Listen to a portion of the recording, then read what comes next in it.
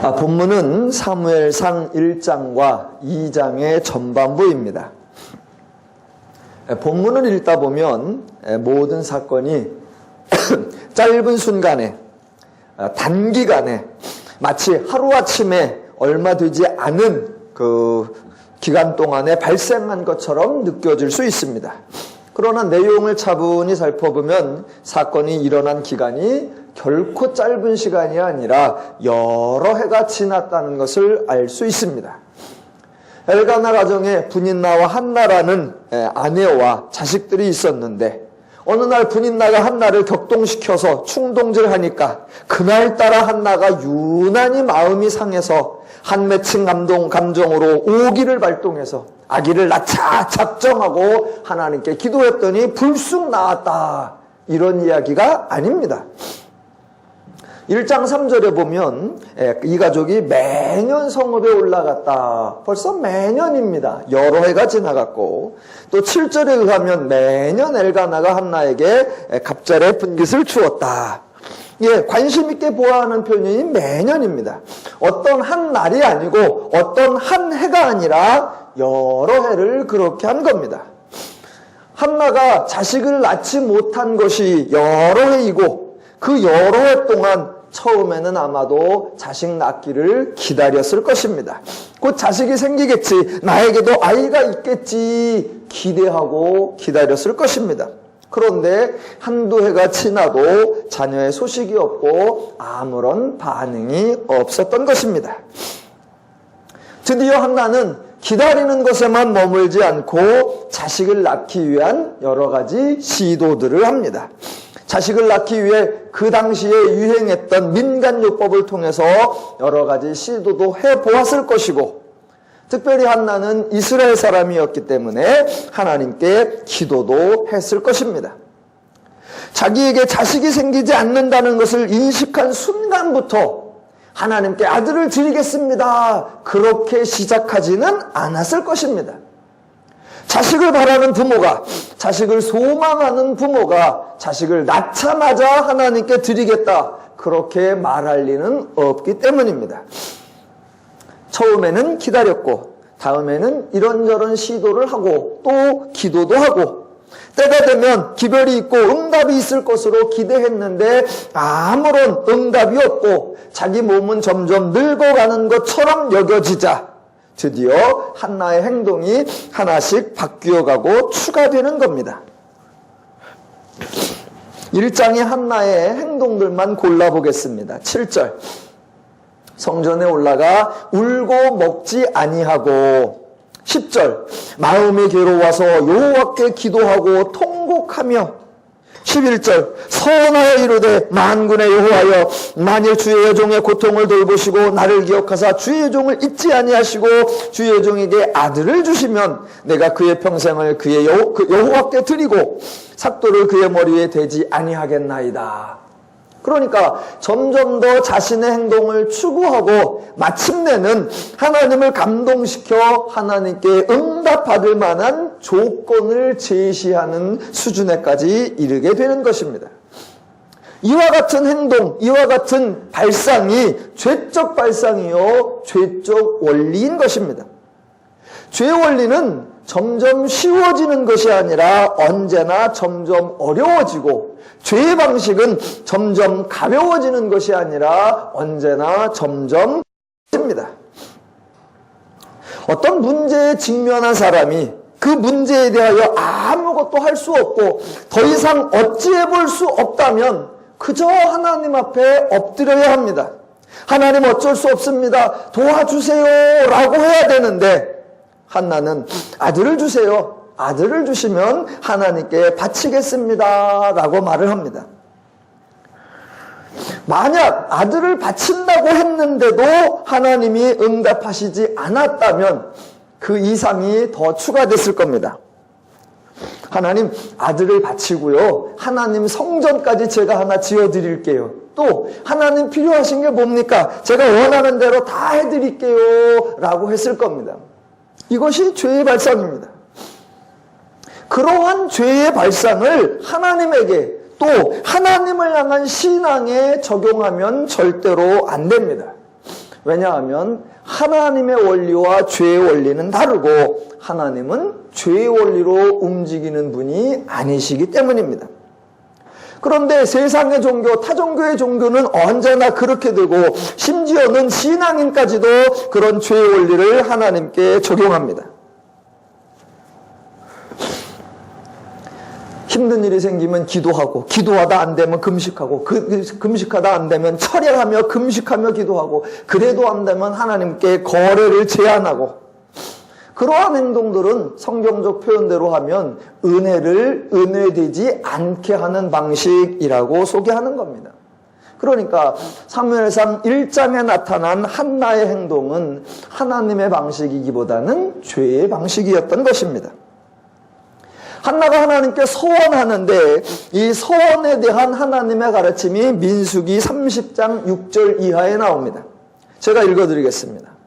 또 혹시 남편을 맞을 때에 서원이나 결심한 서약을 경솔하게 그의 입술로 말하였으면 그의 남편이 그것을 듣고 그 듣는 날에 그에게 아무 말이 없으면 그 서원을 이행할 것이요 그가 결심한 서약을 지킬 것이니라 입니다. 그런데 한나는 본문 11절에서 자신이 행하는 서원에 대하여 사전에 남편과 전혀 상의하지 않고 허락을 받지도 않습니다. 남편과는 상관없이 자신의 뜻대로 서원을 이미 해버렸고 아들을 낳은 후에도 마찬가지입니다. 22절 오직 한나는 올라가지 아니하고 그의 남편에게 이르되 아이를 젖대거든 내가 그를 데리고 가서 여호와 앞에 뵙게 하고 거기서 영원히 있게 하리이다 라고 일방적으로 결정하고 일방적으로 통보합니다.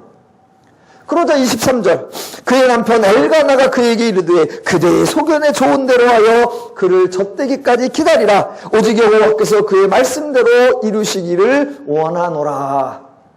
한나의 독단과 고집이 세자 남편이 어쩔 수 없이 허락하며 아이의 엄마인 한나보다 아이의 아버지인 엘가나가 하는 말 젖대기까지 기다리라 라고 남편이 말할 정도입니다. 한나의 기도, 한나의 서원, 한나의 헌화의 과정이 신앙 방식, 믿음의 방식, 하나님의 방식과는 차이가 있는 것입니다. 지금 엘가나가 살고 있는 시대에 결혼한 여자들이 많이 있고 그 결혼한 여자 중에 자녀가 없는 여인이 한나 한 사람이 아닙니다. 자녀를 달라고 기도한 사람 또한 한나 혼자가 아닙니다. 다른 여자들에 비해서 한나의 소망이 더욱 간절했다거나 한나의 원함이 더 절실했다거나 한나의 기도가 열심이었다거나 기타 한나의 행동이 다른 사람보다 특별하고 우월했다라고 말할 수 없습니다. 여호와의 신앙은 인간이 열심을 내는 것으로 하나님을 감동시키고 노력하는 것으로 하나님께 은혜를 받아내는 방식이 아닙니다. 성경에 한나의 이야기만 나와서 우리는 한나가 마치 열심 낸 것처럼 보이지만 그 시대에 아이 낳지 못한 많은 여자들이 있었을 거고 그들도 다양한 노력을 훨씬 더 많이 했을 수도 있는 것입니다. 아마 그들도 서원하고 그들은 아들 하나만이 아니라 자식 다 하나님께 바치겠다고 서원했을 수도 있습니다. 그러니까 사무엘상 1장의 상황에서 중요한 것은 한나라는 여인이 아니고 한나가 기도했다라는 사실이 아닙니다. 한나가 무엇을 어떻게 얼마나 해놨느냐라고 하는 한나의 행동이 아니라 하나님에게 초점이 맞추어져 있는 것입니다. 한나가 울기도 하고 금식도 하고 서원할 만큼 기도했다라는 것이 강조되는 것이 아니라 하나님이 한나의 기도를 들어주셨다는 것이 강조입니다. 한나의 기도에 보면 11절에 이런 표현이 있습니다. 서원하여 이르되 만군의 여호와여 만일 주의 여종의 고통을 돌아보시고 나를 기억하사 주의 종을 잊지 아니하시고 주의 여종에게 아들을 주시면 아들을 달라고 하는데 그 이전에 자기를 기억해 달라고 합니다. 그랬더니 하나님께서 응답하신 게 19절입니다. 맨 마지막에 보면 여호와께서 그를 생각하신지라입니다. 한나의 기도 중에 나를 기억해 달라라는 말과 여호와께서 응답하셨을 때에 그를 생각하신지라라고 하는 단어가 동일한 단어입니다. 그러니까 하나님께서는 한나의 아들을 달라라는 기도를 응답하시기 전에 자기를 기억해 달라라고 하는 그 한나의 소망을 먼저 응답해 주신 겁니다. 그러니까 이 사건의 핵심은 아들이 아니라 하나님께서 한나를 생각하셨다. 하나님께서 한나를 기억하고 계셨다라는 것입니다. 성경에서 언제나 감격해야 하는 것은 하나님이 인간의 부르짖음, 하나님이 인간의 기도를 응답해 주신다는 겁니다. 이것이 감격인 이유는 하나님이 응답하지 않아도 하나님은 잘못이 아니며 하나님은 인간의 기도를 들어주셔야만 하는 의무가 있는 것이 아니기 때문입니다. 사무엘상 시대의 상황적으로만 보면 이스라엘은 도리어 하나님께 기도할 면목조차 없어야 할 정도입니다. 이스라엘은 출애굽부터 가나안까지 하나님의 은혜를 많이 입었고 축복을 받았습니다. 가나안에 도착해서도 하나님은 때때로 사사들을 세우셔서 압제받는 이스라엘을 이방에서 구원하시고 공급하시고 책임지시고 태평함을 허락하셨습니다. 하나님이 이스라엘에게 주신 은혜가 풍성함에도 불구하고 사사기에서 이스라엘은 계속해서 하나님을 버리고 하나님을 떠났습니다. 죄의 원리라면 이스라엘이 하나님을 버리고 부인한 그 하나님께 기도할 수 없고 부르짖을 수 없었어야 합니다. 그런데 이스라엘은 고통받고 압제받자 너무 힘들어서 하나님께 부르짖었습니다. 만약 하나님이 세상의 공의대로, 만약 하나님이 행한 대로 갚는다는 기준으로 행동하신다면 하나님은 이스라엘에게 반응을 보이시면 안 되는 것이었습니다. 죄의 이론에 의하면 한번 봐주기 시작하면 자꾸 버릇이 나빠지고 안 좋은 선례를 남기면 정말 안 좋은 것이기 때문에 하나님은 자격 없는 자의 기도, 합당하지 않은 자의 부르짖음에 일체 응답하지 않았어야 합니다. 응답하지 않는 정도가 아니라 도리어 책망하고 꾸짖었어야 합니다. 그렇게 이스라엘이 하나님을 부인하던 시대, 하나님을 떠나고 하나님을 믿지 않던 그 시대에 한나도 살고 있었기 때문에 한나라고 해서 그 시대 다른 사람들과 다를 바가 없습니다. 그래서 한나의 기도와 한나의 서원이 이방인의 방식과 유사했던 것입니다. 그렇게 하나님 방식과 다른 죄적 방식이요 이방적 원리를 따른 그 한나의 기도와 서원을 하나님이 들어주셨다는 겁니다.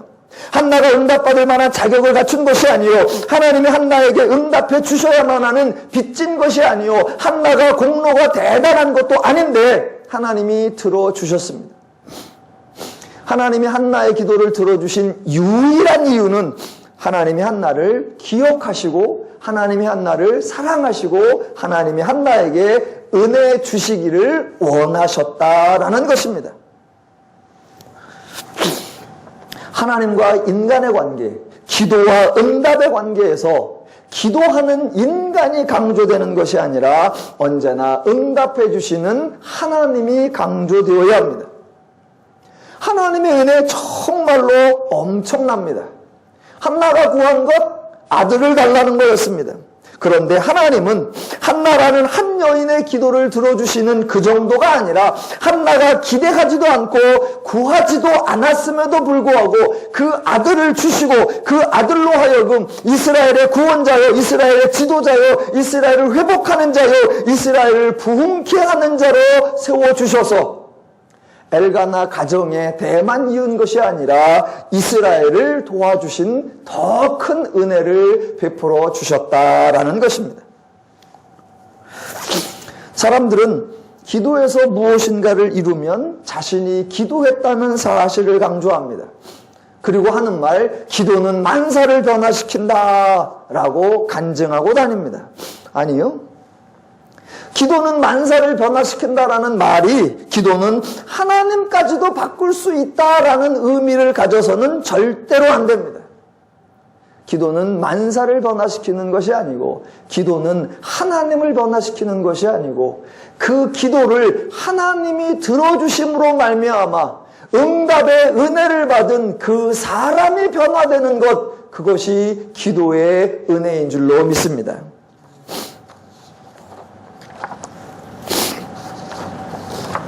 자, 사무엘상 1장과 2장의 모습은 한나가 하나님께 아들을 달라고 기도하고 아들을 바치겠다고 서원했더니 덜컥 임신이 되고 아들을 얼른 낳아서 낳자마자 즉시로 아들을 바쳤다, 그런 이야기가 아닙니다. 한나가 자녀가 없는 상태에서 여러 해가 흘러갔다고 했습니다.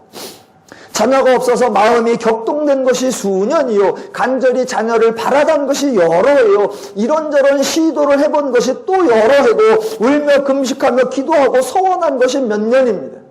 그러다가 드디어 아이를 낳았습니다. 1장 20절.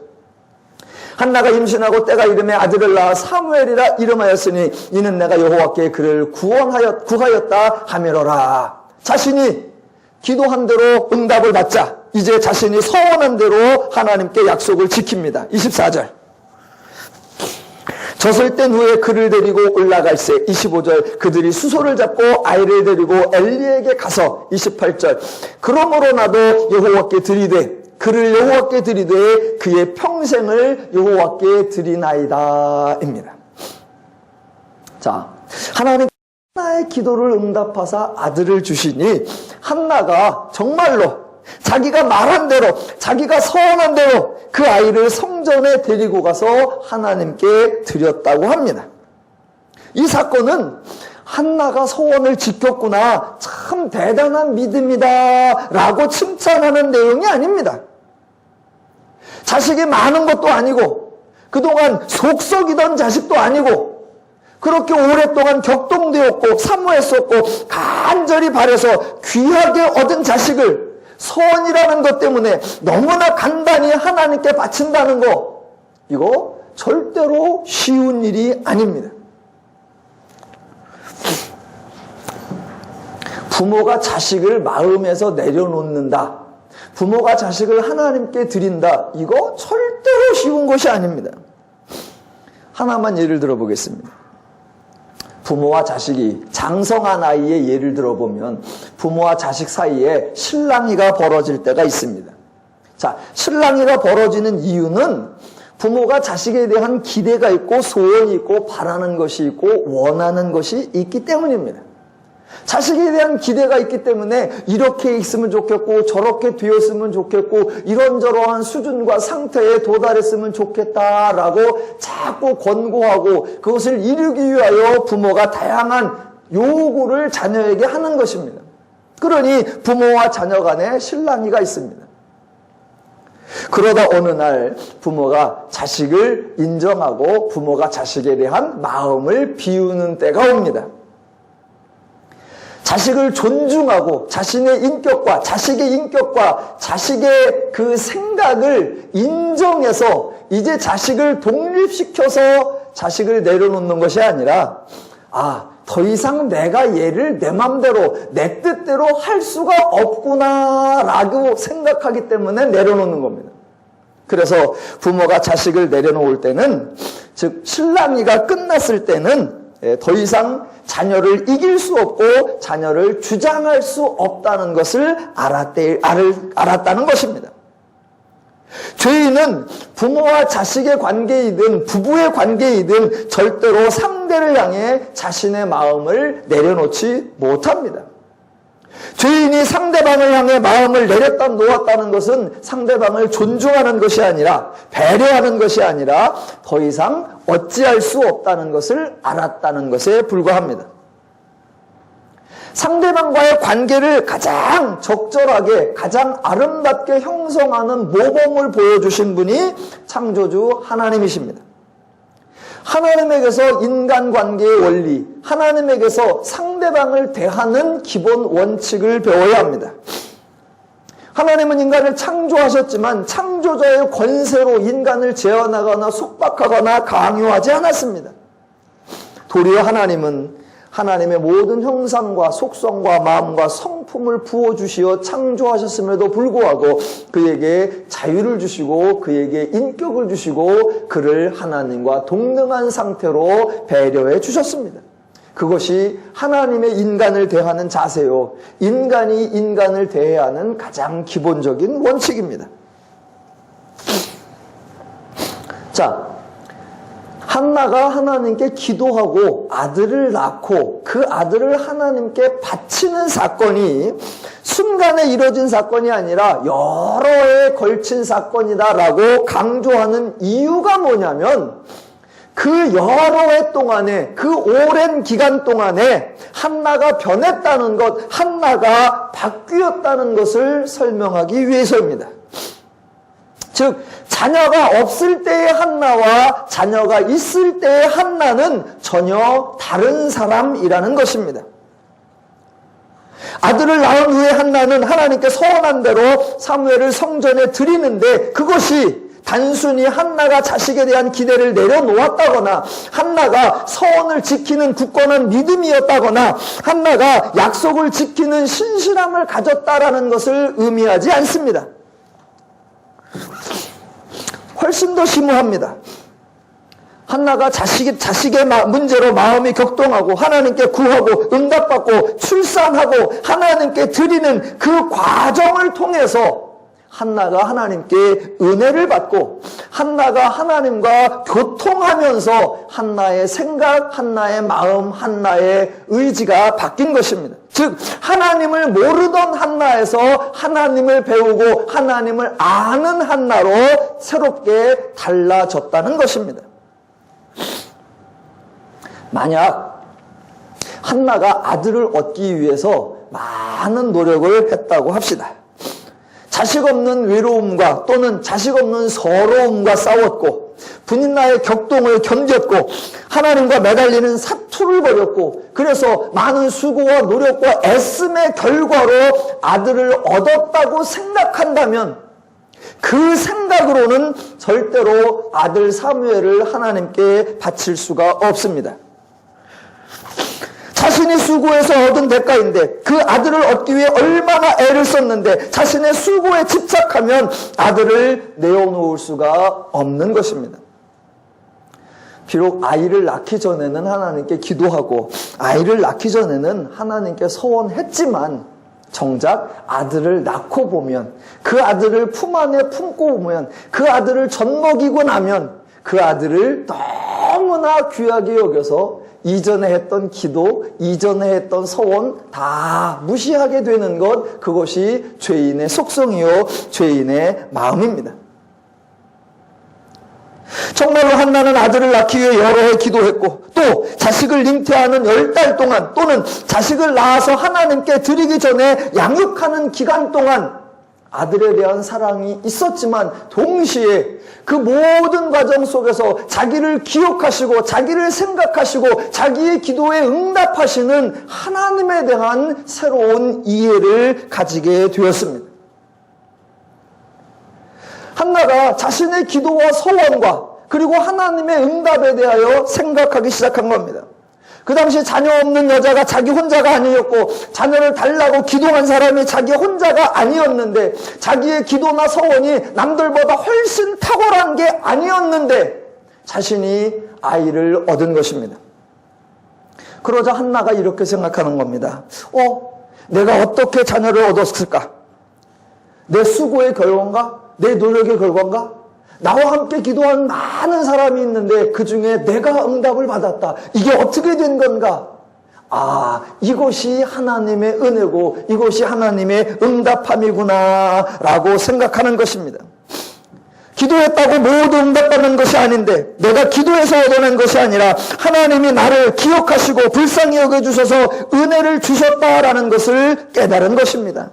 즉 한나는 아들 얻는 사건을 통하여 하나님을 배우게 되었다라는 것입니다.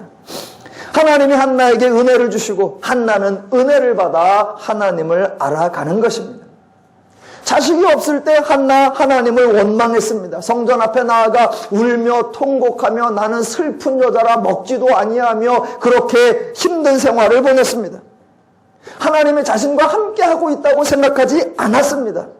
그런데 자식을 얻는 과정을 통해서 한나는 하나님의 자신을 기억하고 자신과 함께하고 자신에게 응답하시고 자신을 돕고 계신다는 것을 드디어 알게 된 것입니다.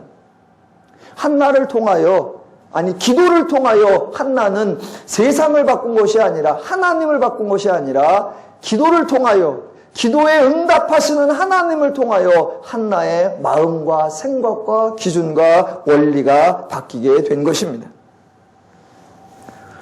그러므로 사무엘상 1장과 2장에서 달라진 것은 엘가나 가정에 아들이 하나 생겼다, 자식 없는 한나가 드디어 아들을 가지게 되었다라는 것이 아니라 한나의 생각이 변했다, 한나의 마음이 변했다, 한나의 기준과 개념이 바뀌었다라는 것입니다. 자, 1장 27절을 보겠습니다. 이 아이를 위하여 내가 기도하였더니 내가 구하여 기도한 바를 여호와께서 내게 허락하신지라. 그러므로 나도 그를 여호와께 드리되 그의 평생을 여호와께 드리나이다. 이 27절에서 핵심 단어가 무엇이냐면 그러므로 나도입니다. 즉 나의 행동에 의하여 하나님이 반응하셨다는 것이 아니라 하나님이 나에게 은혜를 주셨기에 그러므로 나도 하나님께 응답합니다 라는 겁니다. 하나님이 은혜를 주셔서 내가 바뀌었고, 하나님이 들어주셔서 내가 달라졌고, 하나님이 도와주셔서 내가 새로워졌고, 하나님으로 말미암아 내가 변화되어 이제 하나님께 응답할 수 있는 사람이 되었다는 것입니다. 그것이 하나님의 일하심이요, 그것이 인간이 성숙해가는 과정입니다. 내가 기도해서 하나님의 뜻을 변화시켰다고 말하는 것이 아니라 하나님이 나를 바꾸어 주셨다고, 하나님으로 인해 내가 변화되었다고 고백하는 것, 그것이 성도의 자랑입니다. 은혜는 당사자가 아무런 자격이나 조건이나 공로가 없음에도 불구하고 하나님이 공짜로, 하나님이 거저, 하나님이 선물로 주시는 것, 그것을 은혜라고 합니다.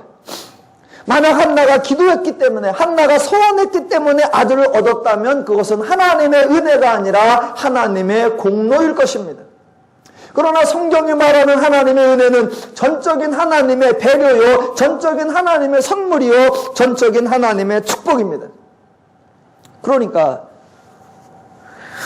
지금 이 사건에서 한나가 받은 은혜가 무엇이냐면 아들 없던 한나에게 아들이 생겼다라는 것이 아닙니다. 한나가 받은 은혜는 아들이 아닙니다. 왜냐하면 분인나는 하나님께 은혜를 받지 않았음에도 벌써 아들이 있기 때문입니다. 같은 시대에 한나처럼 기도하지 않고 한나처럼 서원하지 않고도, 하나님의 은혜 받지 않고도 아들 하나가 아니라 여럿씩 낳은 사람도 많이 있습니다. 성경의 다른 예를 제가 설명을 드린 적이 있죠. 야곱이 빈손 들고 나아가 두 때를 이루었다, 하나님께 큰 복을 받았다 라고 말한다면 에서가 훨씬 난 겁니다. 에서는 야곱이 돌아올 때, 맞으러 나올 때 집에 있는 하인만 400명을 데리고 나옵니다. 누가 더 부자입니까? 에서요. 그러니까 그런 식으로 하나님의 은혜를 받았다라고 설명하면 안 됩니다. 하나님은 그 은혜를 주실 때에 인간의 상황이나 인간의 조건이나 인간의 환경을 바꾸어주는 정도에 머물지 않습니다. 인간은 자신이 할 수 없는 것, 하나님만이 하실 수 있는 것을 하나님께 구해야 합니다.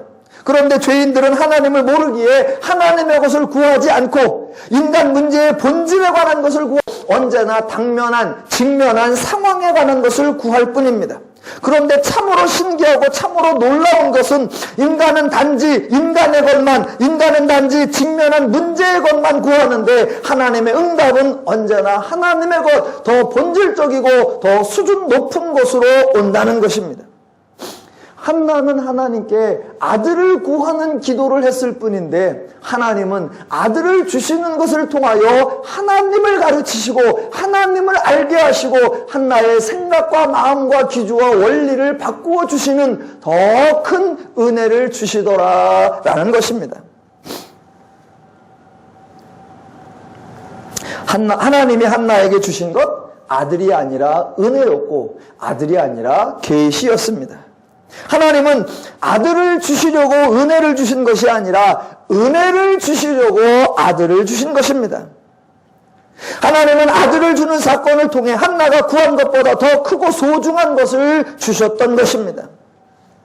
비록 한나가 하나님을 배우려는 모습이 없었고 하나님이 자신에게 아들을 주실 수 있는 확실한 신뢰가 부족했지만 그래도 지푸라기 잡는 심정으로 하나님께 기도할 때 하나님께서는 내가 너에게 아들을 줄 수 있는 존재라고 생각하는 거냐? 그 정도는 믿는 거냐? 라고 좋아하시면서 그것을 믿음이라고 여겨주시면서 그것을 하나님을 찬양하며 경배하는 것이라고 여겨주시면서 한나가 원하는 것보다 더 크고 더 소중한 것을 베풀어 주셨던 것입니다.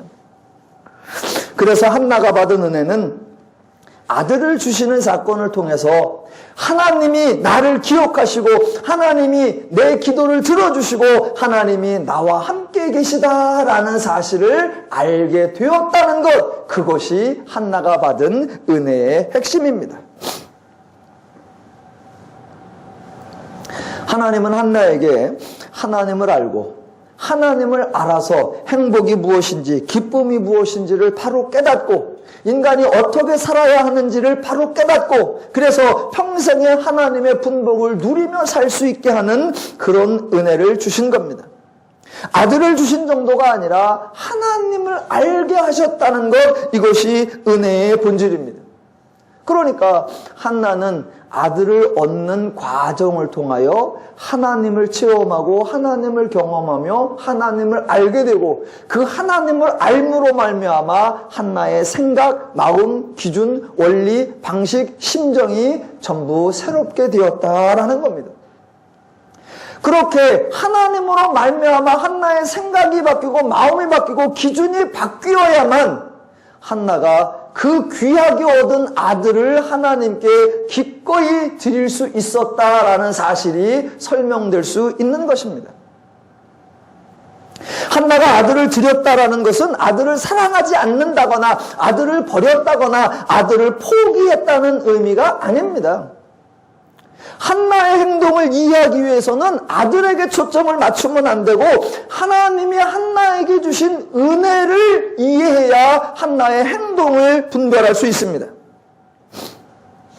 자, 만약 한나가 어렵게 아들을 얻었습니다. 정말로 수고해서 아들을 얻었습니다. 그래서 그 아들을 날마다 바라보면서 그 아이 크는 재미로 내 삶이 의미가 있다라고 생각을 했다면 절대로 아이를 하나님께 드릴 수 없습니다.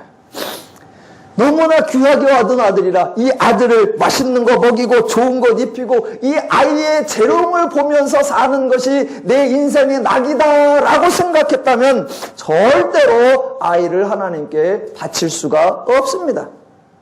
그런데 여러 해 자식을 낳기 위해 기도하고 응답받고 젖대기까지 양육하고 그 모든 과정을 거치면서 하나님께 거뜬히 아들을 내어드릴 수 있게 되는 하나님을 알게 됨으로 말미암아 인간의 행복, 인간의 기쁨, 삶의 원리를 새롭게 알게 되었다는 것, 그것이 본문의 핵심입니다. 자, 한나가 하나님의 마음, 하나님의 관점, 하나님의 기준으로 달라진 모습을 보여주는 것이 사무엘상 1장, 조금 아까 읽었던 27절, 28절입니다. 다시 한번 읽어보겠습니다. 이 아이를 위하여 내가 기도하였더니 내가 구하여 기도한 바를 여호와께서 내게 허락하신지라. 그러므로 나도 그를 여호와께 드리되 그의 평생을 여호와께 드리나이다 하고 그가 거기서 여호와께 경배하니라. 자, 28절에 아들을 드리다라는 표현이 나옵니다. 그 드리다라는 말은 말 그대로 성전에 갖다 놓았다라는 뜻도 있고 다른 한편으로는 하나님께 맡깁니다. 하나님께 의뢰합니다. 하나님께 의지합니다. 하나님께 기도합니다. 라는 뜻입니다. 자, 한나의 기도 중에 27절에 보면 내가 구하여 또는 기도한 바를 이라는 표현이 나오고 28절에는 들이되 여호와께 또 드리나이다가 나옵니다. 즉 27절에 구하여 기도한 바, 28절에 들이되 드리나이다, 이 네 단어가 동일한 한 단어입니다. 그러니까 번역은 세 가지로 되어 있습니다. 구하되, 기도한다, 그리고 들이되, 세 가지로 번역되어 있는데 동일한 단어입니다. 그러니까 그 단어를 한 단어로 통일해서 번역해서 만약 기도하다라고 번역을 해보면 이렇게 됩니다. 자, 이 아이를 위하여 내가 기도하였더니 내가 기도하여 기도한 바를 여호와께서 허락하신지라. 그러므로 나도 그를 여호와께 기도하여 그의 평생을 여호와께 기도하나이다. 그리고 나서 그가 거기서 여호와께 경배하니라. 이겁니다. 즉 드린다라는 표현이 하나님께 바친다는 개념보다는 도리어 하나님께 기도한다, 하나님께 의지한다, 하나님께 도움을 구한다라는 의미가 되는 것입니다. 자, 무슨 말이냐? 아들을 낳기 전에는 한나 자신의 표현대로 행복하지 않았고 슬프고 괴롭고 통각이 나올 만한 삶이라고 생각했습니다. 그래서 문제를 해결해 달라고, 삶을 바꿔달라고, 상황을 변화시켜 달라고 하나님께 기도했습니다. 그런데 하나님은 상황을 변화시켜주는 정도가 아니라, 아들을 주는 정도가 아니라 하나님의 마음, 관점, 뜻을 알려주셔서 한나의 생각, 가치, 기준, 개념, 인식을 바꾸어 주셨단 말입니다. 그렇게 새로운 기준, 새로운 방식, 새로운 행복에 대한 관점이 생기자 이제 한나는 삶에 대한 새로운 분별을 하게 된 겁니다. 이제 아들이 있고 없고가 아니라, 격동되고가 아니라, 내 삶의 문제가 하나님이 함께 하시다면 나는 이미 행복한 거구나라는 것을 알게 되었고, 그 생각의 변화가 아들에게까지 적용됐던 겁니다. 즉 한나가 아들을 하나님께 드렸다는 것은 어마어마한 겁니다. 내가 이 아이를 어떻게 먹이는 것보다, 내가 이 아이를 어떻게 양육하는 것보다, 내가 이 아이를 어떻게 돌보는 것보다 가장 잘할 수 있는 것은 이 아이를 하나님께 구하는 거다. 하나님께서 이 아이를 돌보시고, 하나님께서 이 아이와 함께 하시고, 하나님이 내 기도를 들어주시고, 하나님이 나를 기억하셨던 것처럼, 하나님이 나와 함께 하셨던 것처럼, 하나님이 이 아이와 함께하고, 하나님이 이 아이의 기도를 들어주시고, 하나님이 이 아이에 응답하시는 그것이 이 아이가 가장 행복한 거다라고 한나의 기준과 관점과 생각이 바뀐 겁니다. 그러니까 자신이 귀하게 얻은 그 아들을 기꺼이 하나님 앞에 데리고 와서 드리고 하나님께 뭐한다? 기도한다라는 겁니다. 그러니까 1장의 한나의 기도와 지금 아들을 하나님께 드리면서 하는 기도의 수준은 전혀 다른 겁니다. 기도라고 하는 행동은 같지만 그 기도하는 의도, 기도하는 마음, 기도에 대한 가치와 인식이 전혀 새로워졌다는 겁니다. 처음에는 자기의 욕망을 구하기 위하여 하나님 앞에 매어 달렸는데 이제는 자신의 삶과 아들의 삶을 하나님께 의뢰하기 위하여 기도하고 있다라는 겁니다. 한나의 이런 변화가 어떻게 이루어졌느냐? 한나의 기도를 들어주시고 응답하시면서 아들을 주는 사건을 통하여 하나님을 가르치고 하나님의 마음과 기준과 관점을 가르쳐 주신 그 하나님의 교육, 하나님의 은혜의 결과라는 것입니다. 한나의 믿음 때문에 하나님이 축복한 것이 아니라 하나님의 은혜로 한나에게 믿음과 신앙이 생겨난 것입니다. 지금 성경은 한나를 믿음의 어머니로 소개하는 것이 아니라 평범한 여인 한나에게 은혜를 주셔서 믿음의 어머니로 변화시켜 주시는 하나님을 소개하고, 자, 마무리 짓겠습니다. 사무엘상 1장과 2장에는 한나의 기도가 2번이 나옵니다. 아들을 낳기 전에 행한 한나의 기도가 1장에 나오고 아들을 낳은 후의 기도가 2장에 나옵니다. 그래서 1장의 기도와 2장의 기도를 비교해 보면 한나가 어떻게, 한나가 얼마나 변화되었는가라는 것을 확인할 수 있습니다. 1장의 기도의 핵심이 11절입니다. 그 11절의 핵심이 뭐냐면 주의 여종에게 아들을 주시면입니다. 그러니까 아들 낳기 전에 모든 관심은 아들에 집중되어 있었습니다. 그런데 2장의 한나의 기도를 읽어보시면 아들에 관한 내용이 전혀 없습니다. 2장 1절로 10절까지가 한나의 기도인데 그 기도 중에 아들에 관한 내용이 한마디도 없다는 겁니다. 하나님, 사무엘에게 지혜와 총명을 주시옵소서. 하나님, 우리 아들이 머리가 될지언정 꼬리가 되지 않게 하옵소서. 하나님, 우리 아들이 꾸어줄지언정 꾸지 않게 해주시옵소서. 그런 기도 한마디도 없습니다. 하나님, 우리 아들을 이 민족의 지도자가 되게 하시고 이 시대의 영웅이 되게 하시고 이 나라에 꼭 필요한 일꾼이 되게 해달라고 단 한마디도 없습니다. 왜냐하면 한나는 자신의 행복과 아들의 행복이 삶의 정황이 있는 것이 아니라 하나님을 아는 것에 있다는 것을 알았기 때문입니다. 한나가 먼저 하나님은 도우시는 분이요, 공급하시는 분이요, 들어주시는 분이요, 해결해 주시는 분임을 알게 되어 자기가 하나님으로 말미암아 행복을 누리고 있으니까 이제 그 하나님을 고백하며 찬양하며 경배하며 자신의 아들도 그 하나님께 드리고 그 하나님의 은혜를 구하는 것입니다. 한나는 아들을 낳기 전에 1장에서 기도하며 서원을 하기도 했습니다. 그러나 아들을 하나님께 드릴 때에는 어떠한 서원도 어떠한 약속도 하지 않습니다. 한나가 하나님을 위해서 무엇을 하겠다, 무엇을 바치겠다 전혀 다짐이 없습니다.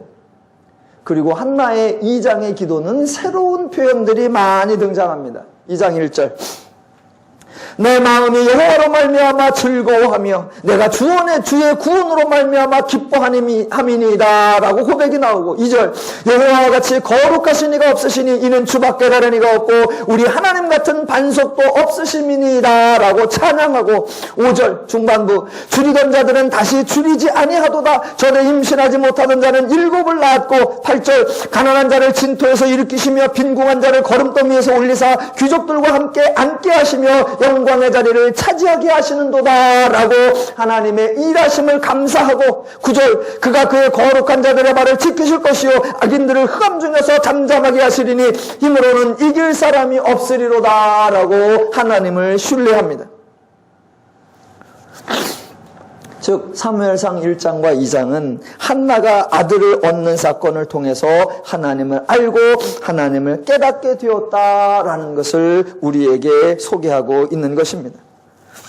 성경은 한나를 이스라엘의 지도자 사무엘을 낳은 믿음의 어머니라고 소개하지 않고 도리어 하나님이 평범한 여인 한나를, 이방적 사고와 죄적 원리로 행동하던 한나를 은혜 주시고 변화시켜 주셔서 하나님을 찬양하며 하나님을 고백하며 하나님을 의지하는, 하나님을 아는 백성으로 길러내었다라는 것을 보여주는 것입니다. 이 사건을 통해 저와 여러분은 또한 무슨 기대를 갖게 합니까?